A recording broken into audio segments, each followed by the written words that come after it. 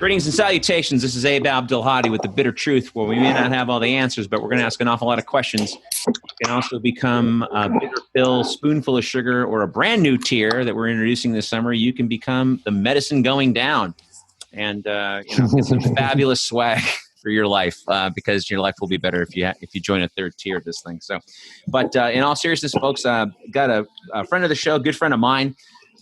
He was on last year. We talked a lot about the counterculture in the 60s compared to what we've been seeing today. And that was about a year or so ago. And I kind of reached out to him. He graciously agreed to come on and discuss some of what he's been seeing and kind of where he thinks we may be going. Mike Melia is a businessman, also a philanthropist. He and his brother and another family member, Kim Melia, they run an orphanage/girls' school down in Guatemala, which has done a ton of work over like a decade now for quite a few people. So, Mike, how are you, man? I'm doing great, Abe. It's good to hear your voice, see you and stuff. I'll tell you, I mean, it's been a crazy year. I had a lot of fun. Now we're doing it remotely, but last year I was in Austin when you invited me to come by, went by the studio, and we had a good old time. And I love Austin. It's like right now it's on there's so many places in this country I miss. I was posted on social media the other day.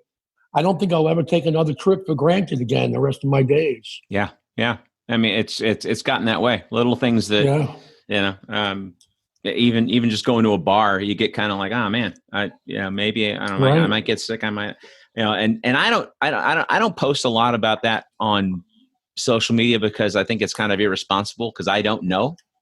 If I'm looking at history in the 1918 pandemic and when they opened up too quick and how many people got sick and, what countries did a shutdown, and what didn't, but who has masks and who doesn't. And, people love to freak with, or mess with the percentages.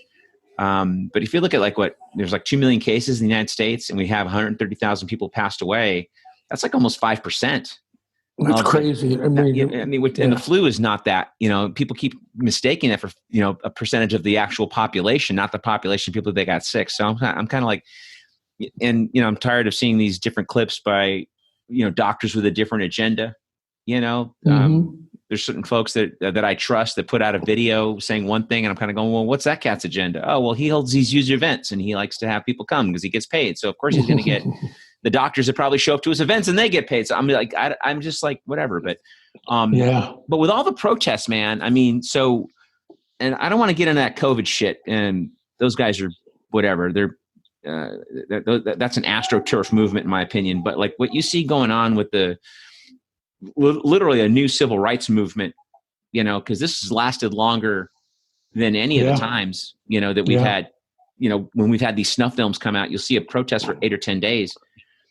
But what are you seeing as a pattern? What do you think? What do you think's happening right now? Well, I think without going into all of this stuff about the virus and stuff, I think one of the things that set the stage for these protests being more sustained is that the people were home for such a long period of time, and one of the things that we've seen, like sort of one of the veils of illusion that's been ripped away, is the inequalities that exist within our nation. Probably all over the world, but we're here. But we see, for example, the people in poor neighborhoods don't have as good quality health care. So they're getting sicker. Well, poor neighborhoods are much more full with people of color, with Black people, with, Hispanic people and things like that. But I'll tell you what the thing that's so amazing, that's when I grew up, and we discussed this the last time, I grew up during the Vietnam War. I came of age, and I was in high school while that war was raging. And then I was even possibly going to be drafted. We went and we marched in Washington and this and that. My experience, a couple of different things there was for the most part, the police officers and the people watching, sort of watching the protests, they weren't nearly as they weren't obviously in all dressed up in military garb like they are today. They were a lot kinder and gentler. I mean, I sat around and talked to a couple of cops, right in the midst of a demonstration and stuff. I wasn't particularly mad at them. They weren't particularly mad at me. We could actually sort of have common ground being against the war and things like that. In this situation, it seems to be different. But of course, obviously, the George Floyd, I think a couple of things happened because everybody was home. People's eyes were on this. And that was such an overt form of, it was murder. And we just saw it happen right in front of us. Yeah. And then I think the other thing that this ignited, if you look at who's out there in the streets, it's the young people, and I don't think we've seen the young people out there since back when I was young, when I was a teenager in my early 20s. I mean, like I got 4 kids. One's over in Singapore right now. But my 40-year-old son, he lives in Santa Rosa. He was out at some demonstrations. My daughter, Danny, who's a filmmaker, she lives in Venice Beach there. She was out at some demonstrations, and both of them were telling me they were careful to be socially distant. They wore their masks. They stayed away from anywhere where it got heated up and stuff.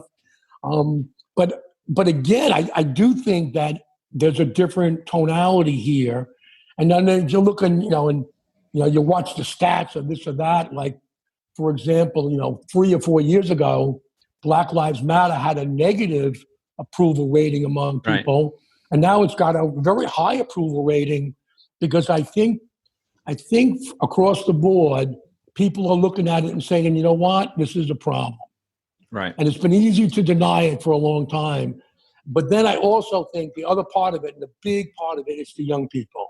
Sure. I don't think the young people today have grown up as potentially biased as people did in my generation, or even in your generation. Well, yeah, I was going to say my generation, because I mean, most of my friends, unless they lean left, most of my center or right-leaning friends, like to do that all lives matter shit and act like we don't have a problem, and that's right. The challenge. Is like it's not even about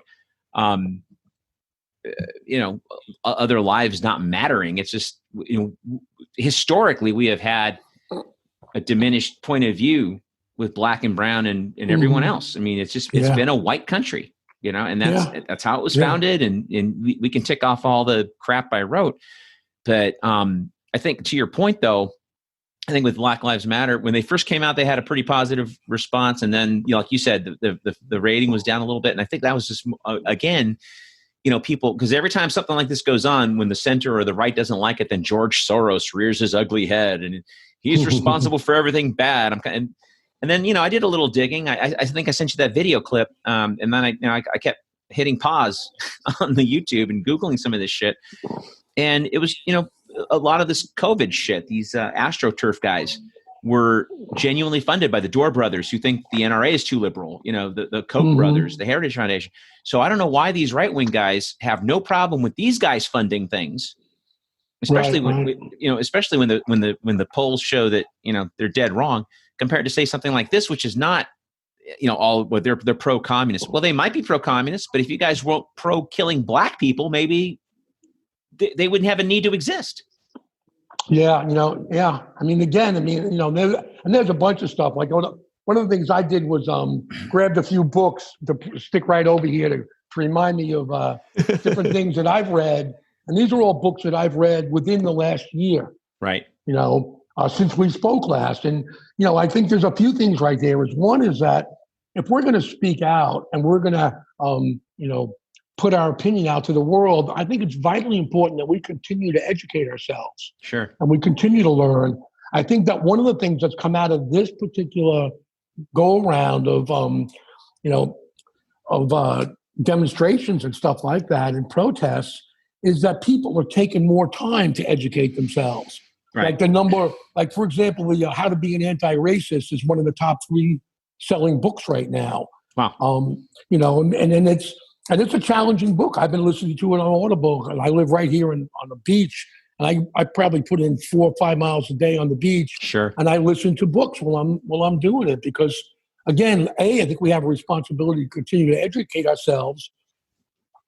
And then, B, and you and I have discussed this before in other ways, but, and then one of the books I got here is Matt Taibbi's Hate Incorporated. I read that. Really, that book's amazing. Book, yeah. And it's a real indictment of the mass media. Mm-hmm. Because, and one of the things he goes on and says is that, that the mass media is in the emotional manipulation business. Right.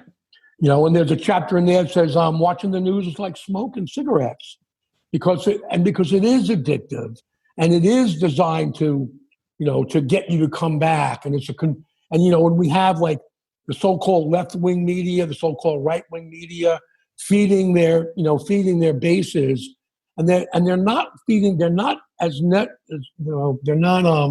committed to information per se, although there are moments on both sides of that so-called coin that people all of a sudden have a moment of truth.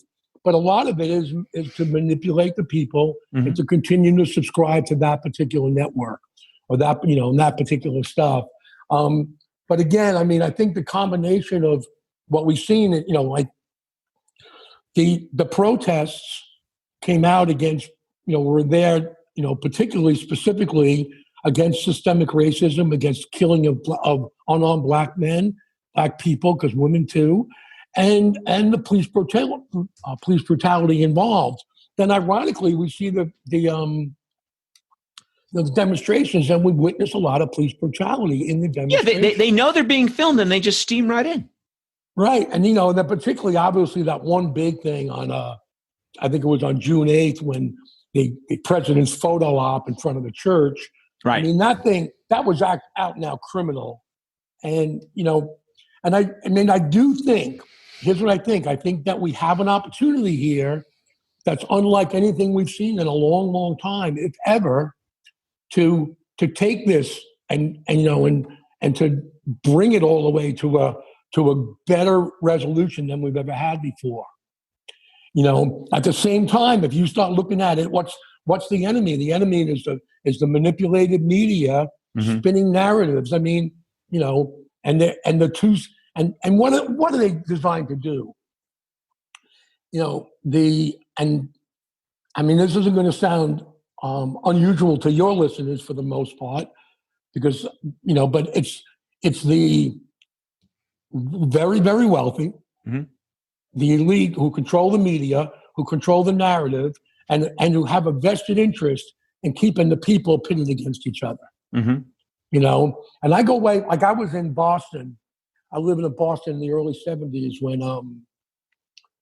when the desegregation of schools was mandated. And all of a sudden they were busing kids from the black neighborhood into the white neighborhoods and kids from the white neighborhoods into the black neighborhoods. And the net effect of it was to pit the poorer white people against the poorer black people. Wow. And that was exploited like crazy. Sure. And, and the people fell prey to it. Right. They fell prey to it. They were easily manipulated. I think the other thing that this is pointing up, like people, the capitalist versus socialism. Right. Let's face it, you and I understand this, that there's 80% of the people across North America, probably closer to 85%, are not capitalists. They're worker bees. They're not capitalists. They don't own more than $3,000 worth of stock if they have any stock at all. At all, right. So they're not capitalists. They're not making money on capital. So, and they don't have ownership. They don't have ownership of where they work. So that's a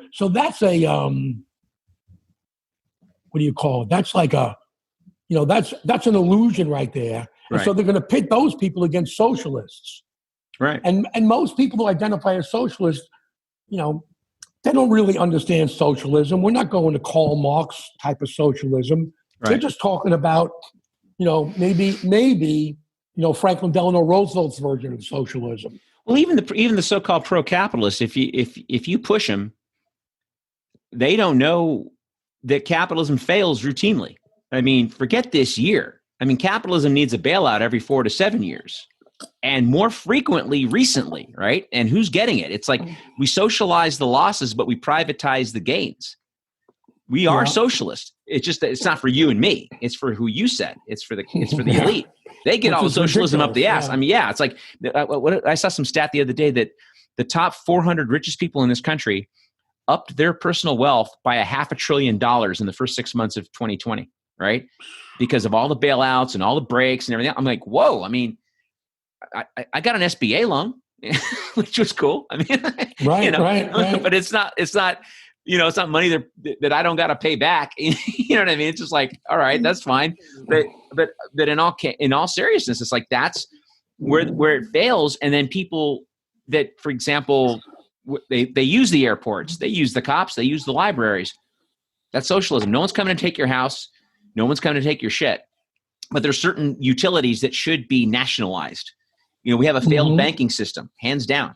We got one of the best healthcare systems in this country, but we have no access to it because there's a middleman called insurance, right? Whereas you go to Cuba, I had a buddy broke his arm 3 years ago in England. It cost him 30 pounds because he wasn't a citizen. He was on vacation. He broke his arm. And the lady apologized. She goes, hey, I'm sorry. That's going to be like 30 pounds. He's like, 30, like 30? She's like, so he's like, I better pay this and get the hell out of here because she might figure it out, right? And but if he was a citizen, he wouldn't have paid anything. Right. But 30 pounds for a visitor, I mean, it's unheard of. It's crazy. Not here, right? Jack. There's no way. And so I don't know. I mean, we've made capital out of everything. When you privatize, you're in a business, I'm in business. So the idea is to expand your profits. How do you do that? You bring in more business. Well, if you have a private prison, what's the private prison's job? More business. And then you contract those workers, right? I mean, what's healthcare? A private practice. What do? The idea is to keep people sick and take their money and then deny them coverage so you increase your profits. That's not a good model. And that's the insurance model that ironically, the doctors wind up suffering from that model also. Sure. Absolutely. So it's the patient loses and the doctor loses, which is really a little whacked out. I got a brother who's an MD, and he'll tell you flat out, he gets about 3 or 4 letters every month where the hospital or the clinic has to pay back Kaiser, or not Kaiser, but they're their own thing, but like Aetna or Blue Cross, because they miscoded the heart surgery. Oh, that's experimental. We didn't mean to approve that. So then they go to Joe Smith after they paid the money back, and Joe Smith either BKs or he gets on a $300 a month program to pay 85 grand back. When is he ever going to pay that back? The hospital eats that. The doctors eat that. Maybe not out of their direct salary, but suddenly there's diminished. They can't get whatever or equipment or whatever. Because the hospital needs money to function, right? And the insurance companies do that all the time. That's why you have 500,000 people last year declaring bankruptcies for medical reasons, and they had insurance. Right. So, I mean, but back to kind of your point though, we're talking about, the favorable thing about the BLM movement, and they get ascribed all these things. I had a buddy of mine on this email thread I'm on from my friends in LA send this thing, well, they're anti-Jew. And I was like, I shot back, well, what does that mean? He goes, well, they're pro BDS. I go, that's not anti-Jew, dickhead. That means they don't like Zionists killing little Palestinian kids. That's not anti-Jew, Right. But they ascribe those characteristics to this movement. Right. Well, and again, there is the amount of propaganda. You scratch the average American and you ask them about Israel and Palestine. 80% of them don't know anything about it. Mm-hmm. They just don't know, and they think that, poor Israel has been subjected to all this terrorist attack over the last 50 years. But they don't at all bother because there's a manipulation of the media. Right. They don't tell that story. Right. You got to go look up Abby Martin to really hear the story of what really happened in Palestine. Right. And you got to do that on your own time, on your own dollar. And it's not part of the story. There are a few investigative journalists out there that reach out the truth, and they're speaking, quote, truth to power. So they're automatically seen as left-wingers. Right. But it's so crazy. The left wing, right wing is another dodge. It's a whole nother dodge. That's because I would be described as a left winger, but in some ways, I mean, what do I care about? Here's what I really care about. I care about justice. I care about equality. Okay, if justice and equality are left wing attributes, I don't get it. I mean, I just don't get it. Right. I'm against solving our problems by going to war. Mm-hmm. Right? I mean, we built in the United States a wartime economy. Mm-hmm. We talked about that book I read years ago. How much money did your daddy make in the war? Right. I mean, crazy stuff, and it's it's built into the system. Mm-hmm. So the system is corrupt. The system is based on profit, which is based, unfortunately, oftentimes on greed. Mm-hmm. We do not have needed to. We don't need to be dropping 25,000, 30,000 bombs a year anywhere. Right. But guess what? Somebody makes money every time a bomb falls. Mm-hmm. And Absolutely. that therein really is that's what's driving it. And so we talk about jobs in America. We want to have the arms deals with Saudi Arabia, so we have 50,000 Boeing jobs. That's right. That's like really dumb logic. Well, it's corporate welfare. It's corporate welfare. It's corporate welfare, yeah. We're buying shit we don't need to do our friend a favor. I mean, the Chinese were buying soybeans that were overpriced from us for years. And a couple of years back when Trump pulled his tariff nonsense, they started buying their soybeans from India, which were cheaper, and they weren't using the dollar to do it. They were using the petro yuan, which is something they created. Right, yeah. So that's a big fuck you on a couple of levels. So well, I mean, we've evolved into a place where, I think we've talked about this, Trump as the president, 80% of everything he's done is the same as any other president has done. Absolutely. Only he's less politically correct and he's less courteous about it, and it's more overt that it's corrupt. But corruption has existed at the highest levels of the United States government now, at least going back, I don't know. I mean, at least going back to Carter, and then even before that, I mean, I'd say to the late 40s. I'd say the late 40s. Where it became a science. Probably if you and I were, we don't have as much insight into Woodrow Wilson and Herbert Hoover and and McKinley and all those guys. But I'm sure corruption was alive and well way back then. Oh, the Spanish-American War was based on a lie. There you go. In 1976, the Department of the Navy put out a report that the fire on the USS Maine that started the Spanish-American War was not a bombing by guys in Havana. It was an electrical fire that caught the ship on fire. And I bet you they knew then. I bet the guy in the Navy knew then. But McKinley's like, no. We've colonized as much as we can. We got to the ocean. Now we got to go somewhere else. So we went to Guam and Thailand and Singapore and Hawaii and everywhere and Puerto Rico and we went everywhere. Yeah. And so that's how we got those places. People how did Hawaii well, because we took it. And then in 1959 we finally made them a state. It's like it's that kind of thing. So when you dig a little bit, scratch the surface a little bit. I mean, I know it's war is a racket, man, and it's always going to be a racket, and it's always the poor kids that die for the rich guys' wars.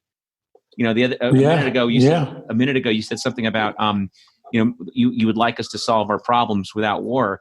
Well, it's the thing is we don't have problems, but we got conquests, and for conquest you need war. Yeah. Oh, true. Right.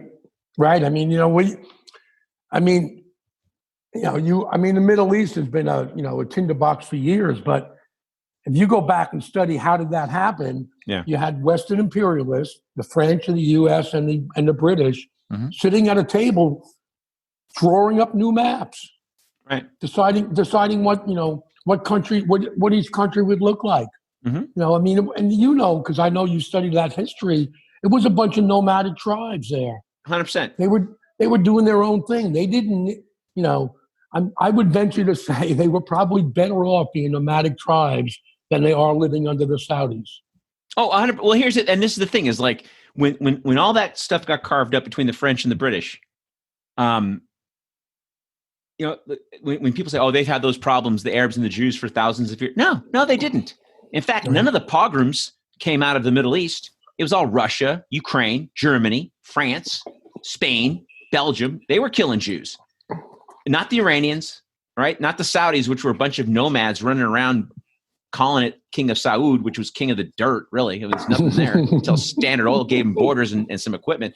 So it's like to say that is just completely ignorant. They weren't having problems. In fact, in 1900, a bunch of Jewish rabbis, how many kinds of rabbis are there? But a bunch of rabbis in 1900 out of Haifa, of all places, wrote this, like a white paper. It's called Olar Sharem. I never say the word right. But it was basically saying that unless you have a divinely created Israel, you're going to have nothing but problems. Because if we have a secular Israel, that means we got to take something. We're going to have to displace people. And right now, we're neighbors with all these guys. We've got synagogues all over the Middle East. Iran had synagogues. Everyone. I mean, there was no torture of Jews back then, right? There was no persecution, right? And so they made their point that unless it was a divine creation, they were going to have problems. Well, the UN and the UK, last I checked, were not divine. And I had a Dartmouth guy, our friend Shaul Magid that you introduced me to. And I asked this very same question. I said, I think we could agree that if I asked most Israelis, they would tell you that this is not a divine creation. He kind of laughed. He said, no, they would agree. There's not peace there. Well, maybe these rabbis had the right idea. Yeah. You make peace with your enemies and deals with your friends. But we seem to never learn that because like you said, it's greed. Yeah, no, yeah. I mean, it's the underlying greed that continues to run it, and it's our undoing at the same time. Right. Now going back to your your original question, do I think that these particular protests are different? They feel different, right? I mean, I've not been at a protest march. I'm 68 years old. I mean, I live right near the beach. I've been as socially distant as anybody. I go to the supermarket when I run low on beer and wine. Basically what it comes down to. Food groups. and food and the rest of the food, but it's all happens around the same time. I pretty much have that down right now. It's every 8 to 9 days I hit the supermarket and spend $200 to $300. I'll tell you one on a quick side note. I got $779 in the economic stimulus. Let's see where it is. And they sent it to me all on this card right here. Okay. So I've been using all that money. When somebody wants to raise funds for something online, I'm using this money. So I'm taking the government money, giving it back to the people who need something. Who are I've donated money to people who are sick. I've donated money to people who are growing gardens in Boston. Community gardens. I've donated, and it feels great to be actually use that particular money to do it. Right. I mean, and there are so many people. I mean, I know you and I. I mean, we have a lot of history together. I'm blessed to have a business I can work out of my house. Yeah. I just need the computer and everything else. Yeah. The crazy is our business has gotten better over the last 3 months, but I know how many people are suffering out there. That's right. And that, and then you go back to the stimulus stuff, and you alluded to this earlier. We bailed out the wealthy. We bailed out the big, the banks. We bailed out the companies. But $1,200, to the everyday person, that's what I mean. You and I. Oh, and that came with stipulations, right? So, for example, if someone hadn't paid their taxes yet, they didn't get that money. Right. If someone was behind on some, a good friend of mine got her check, and then she said her ex-husband didn't get his, and then when he inquired, they said, well, because you owe back child support. He's like, okay, well then shouldn't you have paid that to my ex-wife? You know who she is. You know who the kids are. So how come she didn't get that money? So he wasn't pissed that he didn't get the money. He knew what he did wrong. He was 6 months behind. But he's going, well, then how come she didn't get that money? She should have gotten that money. Why'd you guys keep that money? So we don't have the mechanisms in place to do any of this stuff. And instead of guaranteeing payroll like they did in Germany or Britain, we gave trillions to these corporations, including fucking cruise lines who are not based here in the United States. They're based in Bermuda or BVI or anywhere else. Yeah. And they're not paying taxes here, but we're giving them billions of dollars in stimulus. Why? Why aren't we just guaranteeing payroll? That way they don't have to fire anybody. People don't have to look for another job. And I'm sure most people would be happy with that 80% paycheck than no paycheck, right? Oh yeah, for sure. I'm Ridiculous, sure of that. man. It's ridiculous. No, Man. But, yeah. No, but go ahead. I'm sorry. Well, just I mean, it all goes back to overall, in essence, our value systems, and our value systems as a nation, and and unfortunately, that those value systems are it's bankrupt. I mean, I was just reading a little bit of Dr. King's speech from the thing that came to me was I've come here to Washington to cash a check. As a promissory note, because it was a promise, right? And that the promise of America is a great promise. The ideal of America, the idea of what America really could be, is incredible. But we've yet to realize that promise. Sure. When Dr. King passed, and I was what am I reading? I picked this book up. And I just started it today, actually, when I was walking this morning on the beach. And it's a pretty cool book. It's called Begin Again by Eddie Cloud Jr. And it's James Baldwin. It's basically a story. It's a young man today. He's probably in his 30s or 40s today, but it's his relationship with a young black guy of his relationship of becoming exposed to Baldwin's work from the late 80s up until now. Mm-hmm. And it's really an incredible book because, we need to change. Mm-hmm. We need to change. And it really is. I am confident that the younger people they're a lot sharper than many people give them credit for. Sure.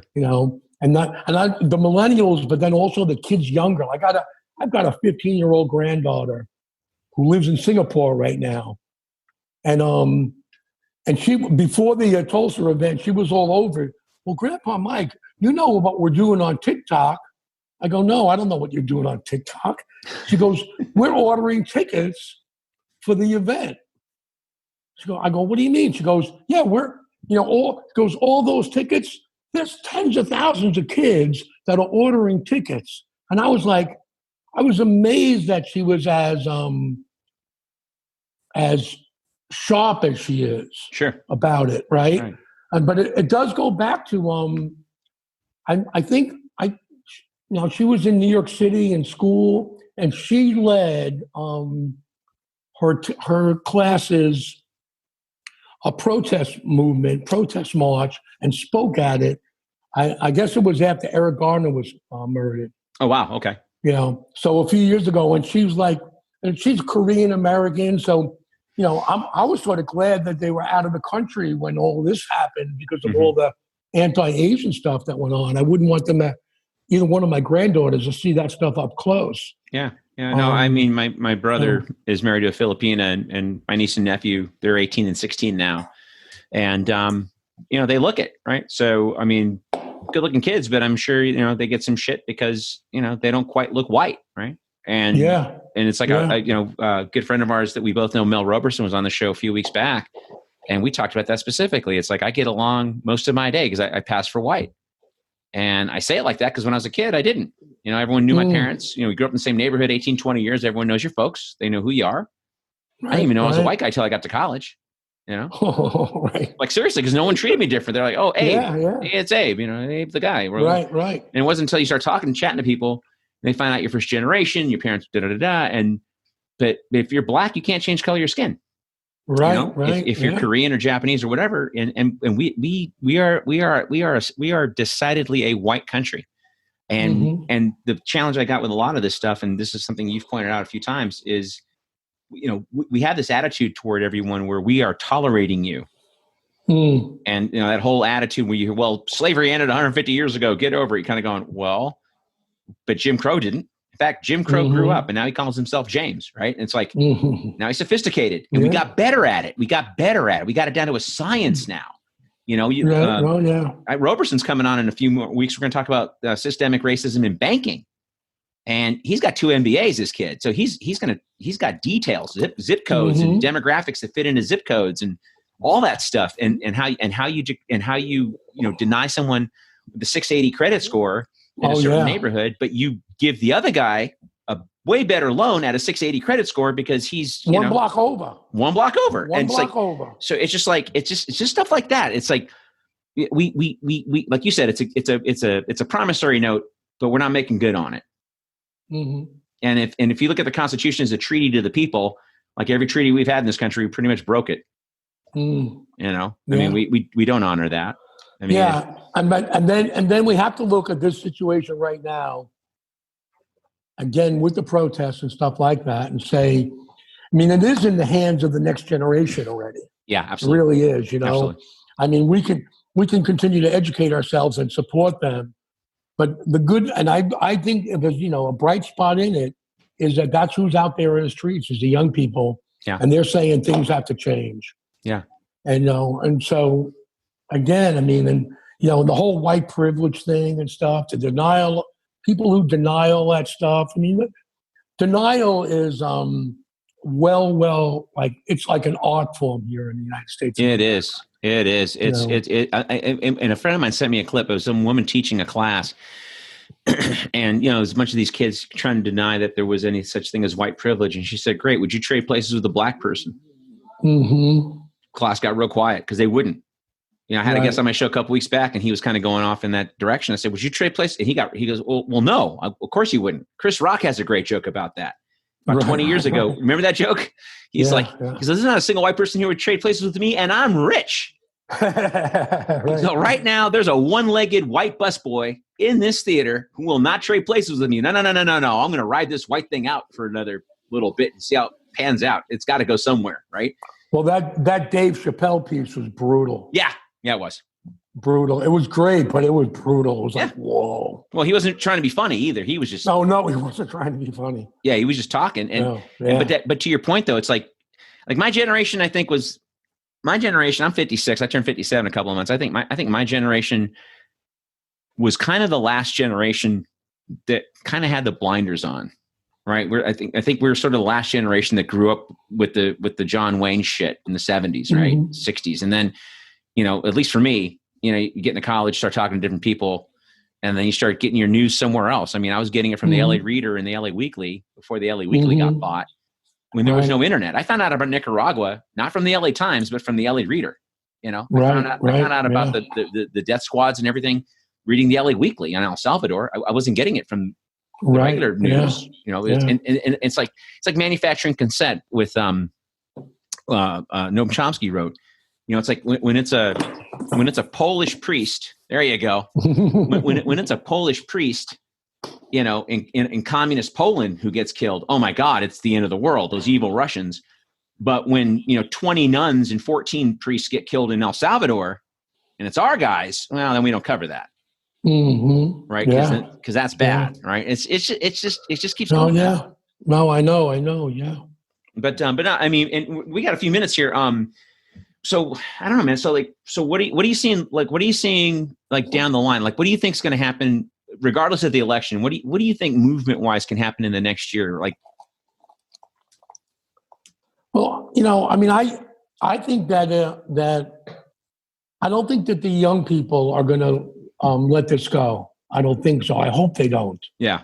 And because this movement is predicated on the young people. I mean, yes, there's people in their 35, 45, even in their 50s who are spokespeople for it. But when you really look at it, most of the people that are, leading Black Lives Matter and stuff, you put them between 25 and 38. Yeah. I think. And that particular group of people, the more they sort of, in essence, stick together, and what do we have to do? There's got to be real police reform, but, and I know it's systemic. Mm-hmm. So it's not just police stuff. Just for our sake, I'm down to 10%, but that was a warning from me. But what we got is the police state is a manifestation of the concentrated wealth state. Mm-hmm. The concentrated wealth state needs the police So what has to happen big time is education. Is education, and then and people have to be willing to, because you look at it. I mean, here's like that article. You're in Texas and they just discovered that probably the remains of the woman that was murdered by the military base up in Fort Hood. Mm-hmm. Okay, that's a manifestation of the same problem as police brutality, right. which is a manifestation of the same problem of redlining, a manifestation of the same problem of the manipulated media. These are all,